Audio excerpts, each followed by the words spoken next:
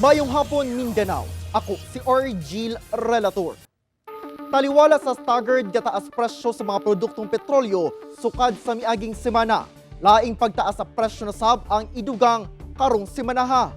Adlang Lunes, gianunsyo sa Department of Energy ang projected fuel price adjustments kay patuman na sab karong semanaha. Moabot sa 20 pesos and 40 centavos ngadto sa 23 pesos and 90 centavos ang isa ka sa presyo sa diesel.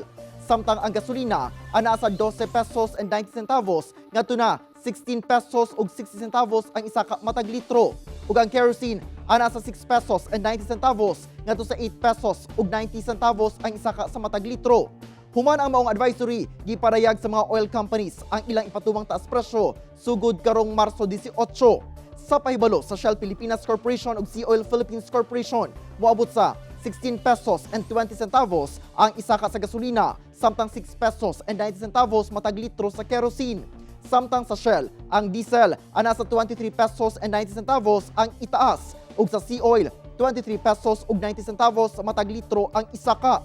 Ang kinatibuk-ang taas presyo sa Sea Oil kay ipatuman sugod Marso 18 adlong Miyerkules, samtang ang Shell, Petrol ug Flying V sa Marso 19 adlong Huwebes.